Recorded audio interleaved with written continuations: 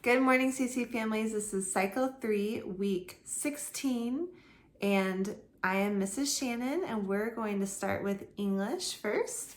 So I have these books that I made for my kids. I have 4 and 5-year-olds, so I like them to have some writing practice. And we're going to do to go today, so I'm going to have them write to go on their horizontal line. And then they can trace some of the other highlighted tenses too if they want. And we're going to sing this song to the tune of If You're Happy and You Know It. I got this idea from Driven by Grace. We've been doing the same tune for a while, and so they're really familiar with it. And it goes like this. To go, go, goes, went, going, gone. To go, go, goes, went, going, gone. To go, go, goes, went, going, gone. To go, go, goes, went, going, gone. So I will sing that for them, have them join in with me. Then after they've finished writing in their books, I'm going to have them all stand up, and we're going to sing it by walking really slowly around the table. And then we'll sing it again, walking a little bit faster. And then we'll sing it skipping. And then we'll sing it running. And then maybe we'll sing it jumping. I'll just kind of feel it out. But since it's to go, I thought that would be fun to do as well. And then at the end, I give them a sticker. And I've decorated the front of their books with, not this one obviously, but the ones I give them with their name. And so each week I give them a sticker. So they'll put their sticker on. I'm not sure what stickers I'm going to use yet, but I try to find something kind of related to something that we're learning. You can see there's a few body stickers on this one from last quarter when we were doing body. So by the end of the year, they'll have 24 or more stickers on the front of their book. And then I give it to them to take home at the end, not each week. I collect it back obviously each week. So anyway, that's English. I like to start with English because I like having these books on the table when they walk in. They kind of know what to expect. So that is English. Next, we're going to do timeline. And so for timeline, I did the same thing last week and it worked really well. So I'm going to do it again. So I'm going to have these big cards hidden around the room. I got these from the Classical Conversations bookstore. I use them at home too. They're awesome if you haven't seen them. I found these letters from the dollar store, and I like putting the first letter of each event on the cards. Just since I have younger kids, it just helps them identify which card is what. If we say age of industry, what does that start with? A. There we go. So I'm going to have these hidden around the room before class starts. I'm going to go tell the kids to pick 1 or 2, depending on how many kids I have that day, or go find them, bring them back to their desk once they find them, or back to the table, sorry. And then we're going to sing the song. And as we sing each event, we'll find out who has each one. So when we say age of industry, whoever has that one will go up to where I'll have 7 pieces of painter's tape on the wall, and they'll stick it up in the right order on the wall. So we're going to do that first. I've done it before, but done that last. We're going to do that first this time. So all the cards will be up on the wall where the kids can see them really well. And then I'm going to give each kid these little, this one's upside down, but there we go. These mini timeline cards, which I found on ccconnected. I'll link where I found them. But the kids like them because they're small and they're cute. So I'm gonna I have them cut out for each kid. I laminated them too. You don't have to, and I put them in a little baggie. And I'm gonna hand them out to each student. So each student gets a group of them. And then they're gonna try to put them in order by looking at the ones that we just put on the wall. So they're just gonna work to get them in the right order. I'll help the ones who need help. Once they have them in the right order, we'll sing it again and they can kind of follow along as we sing. Then after that, I'm gonna have them come to the front of the room or wherever I have the big timeline cards stuck on the wall, and they're gonna stand under a card and we're gonna go through the motions together. So for the motions this week, we are starting with age of industry. So we're gonna link our hands together like this and go like this, like a machine for age of industry. And then I don't do the times with my kids just because they're little and these motions are enough for them, I feel like. But so we're gonna start with age of industry and then circa, I think it goes, 1760 to 1969. And then James Cook sails to Australia. So we'll do a J for James and a C for Cook, and then make a little boat sails to Australia and Antarctica, sorry. And then American Revolution. So we're gonna make 2 R's like this and take one of them and go around. So American Revolution, and then for General George Washington, we're gonna go like this, like on the top of his coat. And then Madison's Constitution, so we're gonna make an M like that. And Madison's Constitution, so Constitution like that, like any kind of law. And then the Bill of Rights, we're gonna like cut like this, Bill of Rights. And then the French Revolution, so we're gonna do an F, French Revolution.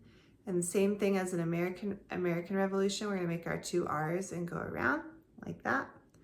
And the Second Great Awakening, I'm gonna go 2 second, and then like we did for the First Great Awakening, we'll do that again. And then Louisiana Purchase, so we're going to we're trading Louisiana Purchase and the Lewis and Clark, and you can kind of point out expedition. So I'll do it again to kind of the tune. So age of industry, James Cook sails to Australia and Antarctica. The American Revolution and General George Washington. Madison's Constitution and the Bill of Rights. The French Revolution, the Second Great Awakening, the Louisiana Purchase, and the Lewis and Clark Expedition. So that is timeline this week. For geography this week, we are talking about bays. So this is my Trivium table map I give the kids. You can see I have Kermit here. He's gonna help me sing the song in a minute. If you have any kind of puppet, the kids just love them and it just makes it really fun. So I'm gonna use Kermit today. So the bays we're talking about, we've got Chesapeake Bay over here that I highlighted. And then we've got Hudson Bay I put up here, and San Francisco Bay, and Puget Sound up here, and then Pamlico Sound. So I like to give my kids these little I just try to find fun erasers at Target or the dollar store or Home Depot sometimes, that they can point to the bays and sounds with as we go through them.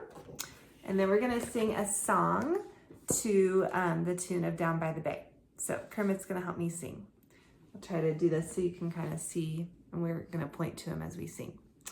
All right, so might have to, we'll see how this goes. Okay, so USA Bays, Chesapeake Bay, Hudson Bay, San Francisco Bay, the Puget Sound, Pamlico Sound. These are the bays, USA bays, all the bays. So I'll sing it one more time. I'm not gonna try to point to it because that was too complicated, but USA bays, Chesapeake Bay, Hudson Bay, San Francisco Bay, the Puget Sound, Pamlico Sound. These are the bays, USA bays, all the bays. So that is geography. So we will do that, and then After geography, we are going to do math. So for math, I have this printable from Kimberly. I love her stuff. I'll link below where I found it. Her name's Kimberly, and she makes these beautiful printables for math, and she does hymns each week that line up with classical conversation. She does history and science too, and probably other things that I'm forgetting, but you should check her out. So I'll link below how to find her. But we're going to talk about area of a rectangle. So we're going to do the area of a rectangle this week: square, triangle, circle, and then circumference of a circle. So the song that we're going to do to that has all of them in it, and I'm probably just going to sing the whole song for them just so you can hear it, and then we'll do it each week. But before class, I'm also going to take painter's tape and make a big rectangle on the floor. And so as we do this, we're going to stand around the big rectangle, and as we sing it, I'll have them kind of first walk around the edge of the rectangle and then maybe jump from the outside of the rectangle to the inside of the rectangle and back and forth, and maybe kind of march around the rectangle. You know, you could do all kinds of things. So I'm also, so let's sing the song. It goes like this. Geometry, geometry, let's learn some geometry. The area of a rectangle equals length times width. The area of a square equals length of the side squared, s squared. The area of a triangle equals 1/2 base times height. The area of a circle equals pi times the radius squared. The circumference of a circle equals 2 times pi times the radius.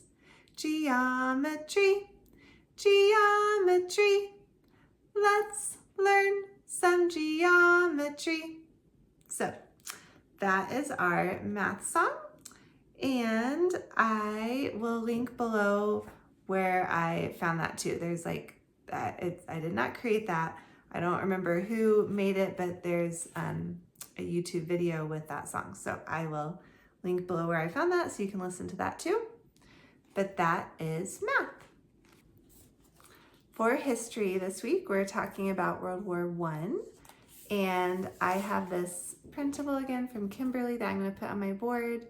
What I'm going to do is I'm going to start out having this song play for the kids. And as we listen to it and try to sing along with it, we're going to do a slow motion action. So like walk in slow motion, or dance like a robot, crawl like a baby, skeleton walk. These are all kind of slower motion cards that I got for my action cards. I'll link those below. So I'm going to give a card to each kid. We're going to alternate. So, you know, first we'll do skeleton walk, and the song kind of goes like this. It's a little bit slower. So again, that's why I chose the slower ones. In 1917, President Wilson asked Congress to enter World War I against the Central Powers. 2 years after German U-boats sang the Lusitania, killing American citizens. So we'll listen to that, then we'll do another person's action card, like walking in slow motion, we'll listen to it. So they'll hear it several times, and then I'm going to read some silly words to them. I would do this every week because they love it. So I'll say, okay, so listen really carefully, and I'm going to say the history sentence again, but when you hear a silly word thrown in there, raise your hand. So I'll first say, in 1970,000, be like, no, not 1970,000, in 1917. Oh, okay. In 1917, Peter Pan asked, not Peter Pan, President Wilson. Okay, sorry. In 1917, President Wilson asked costumes, not costumes, what should it be? Oh, Congress. So you can see each time I'm going back and I'm reading it the right way until the next silly word, so they're hearing it the right way a lot. So in 1917, President Wilson asked Congress to enter World of Warcraft, not World of Warcraft. Oh, what should it be? World War I. Okay. So the other ones I did are, instead of central powers, I did superpowers. Instead of German U-boats, I did Germy tissues. Instead of Lusitania, I did Jolly Roger. And instead of chimpanzees, I did instead of citizens, I did chimpanzees. So that is history this week. I'm also going to hand out this coloring page that I got from Etsy for them to either take home and color, or if they need a little snack break or something, this could be good. So that is what I'm going to do for history this week. For Latin this week, we are continuing to translate John 1 through 7. And so we are going to do John 1:3 this week specifically. And it kind of goes like this. So et sine, so we kind of go like this for et sine ipso factum est nihil, and without him nothing was made. Quod factum est. So anytime we do factum, we do like this for made. So on my board, I'm also going to have them color coded. So et is going to be green, and is going to be green because they correspond. Sine is going to be pink, without is going to be pink. Ipso is going to be orange, him is going to be orange. Factum is going to be purple, made is purple. Est is red, was is red. Nihil is blue, nothing is blue. And then quod is green, that is green, factum is purple, made is purple, est is red, was red. So that will help them see which Latin goes with each English. And we are performing this as a whole CC community for our parents at the end of the year. So I'm working hard with my kids to learn the song and the hand motions. So I'll sing this week specifically to you, and then I'll try to do the whole thing for you. So for et sine, we kind of move our hands like back and forth, like saying nothing. So it goes like this. Et sine ipso factum est nihil, and without him nothing was made. Quod factum est, that was made. So factum, we do this. Et sine, we do this. So that's this week. Now I'll try to do the whole thing starting at the beginning. And I'll link the video below where I've gotten all this so you can watch her because she's much better than me. But here we go. In principio erat verbum, in the beginning was the word. Et verbum erat apud Deum, and the word was with God. Et Deus erat verbum, and the word was God. Hoc erat in principio apud Deum, this was with God in the beginning. Omnia per ipsum facta sunt, all things were made through him. Et sine ipso factum est nihil, and without him nothing was made. Quod factum est, that was made. So that is the song from a couple weeks ago, I forget when we started, to this week. And again, I'm just working with them on singing and hand motions, so that is what I'm going to do for Latin. And then for science this week, we're doing periodic table, we're doing our elements. So I am going to hand out, I laminated these, I found these on CC Connected on the Sandbox magazine, and it's week 18 where I found them, even though this is week 16. So I'm going to give them each a periodic table and have them look for the elements that we're doing this week, like hydrogen. I'll be like, okay, let's find hydrogen, and I have these to show the kids too that I made, so I'll show them this hydrogen and be like, can you find the hydrogen on the periodic table, and see if they can find it. And be like, oh, there it is right here. So, and then I'll have them do that with the other ones too. So we've got helium, and we've got beryllium and lithium. Okay, so we are going to find those on our periodic table, and then let me find my We're going to sing a song we're going to start this song this week, and we'll do it for the next few weeks with all the elements. But it goes to the tune, I am a C, I am a CH, so I am a Christian. So it goes like this. The first four elements in the periodic table by number, element, symbol, and mass. Sorry, I'll start over. The first four elements in the periodic table by number, element, symbol, and mass. 1 hydrogen, H, 1, 2 helium, He, 4, 3 lithium, Li, 7, 4 beryllium, Be, 9. The first four elements in the periodic table by number, element, symbol, and mass. 1 hydrogen, H, 1, 2 helium, He, 4, 3 lithium, Li, 7, 4 beryllium, Be, 9. So we'll sing that a couple times. I am going to give them some silly voice sticks. So I just made these with all kinds of silly voices that I could think of. Like we've got squeaky voice, quiet to loud. We've got crying, no teeth. So they're fun. I give a popsicle stick to each kid, and we sing the song in each of our silly voices. So like excited, you could sing the first four elements of the periodic table, so etc. So they love that. That's like always a hit. I usually leave that for the last thing because they're kind of tired and they have a lot of fun with it. It kind of gives them a burst of energy.